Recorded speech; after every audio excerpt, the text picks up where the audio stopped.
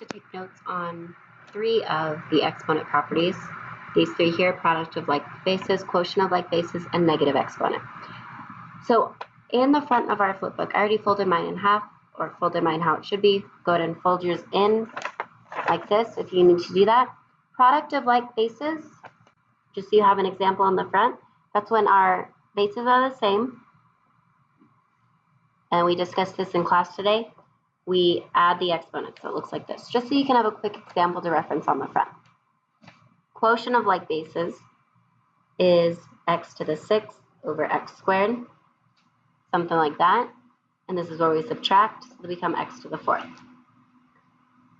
Just as your quick examples to look at. We'll come back to this one, the negative exponent one, in a second.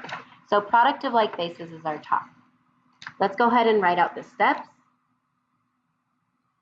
just in case you ever forget. So we are going to add the exponents and keep the base the same.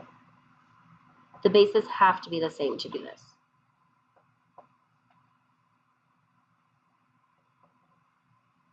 If they're not the same, you cannot add the exponents. So just as an example, let's go ahead and do 3 to the 8th times 3 to the 9th. We're multiplying those. What do you get when you do 3 to the 8th times 3 to the 9th? 3 to the 9th. So when you did this, hopefully you just added them. So you just did 8 plus 9. And so you should get 3 to the 17th power. And then our second box is going to be quotient of like bases. So with our quotient of like bases,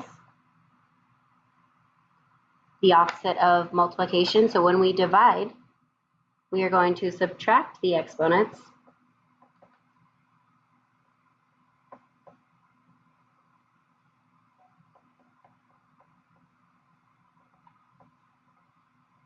and keep the base the same.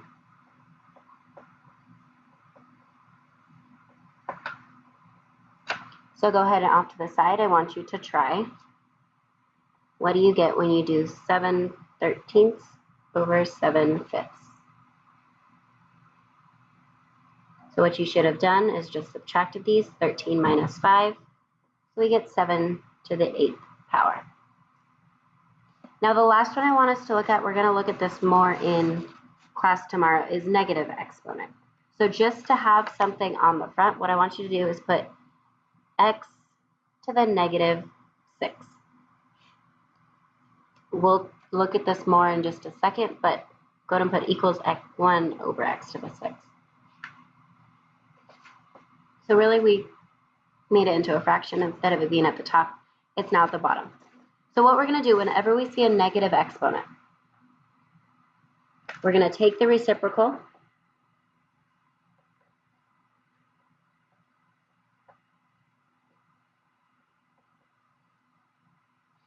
of the fraction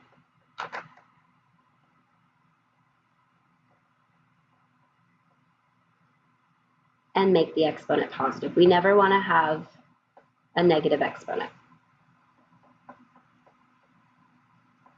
We always have to turn it positive, and to do that we just take the reciprocal.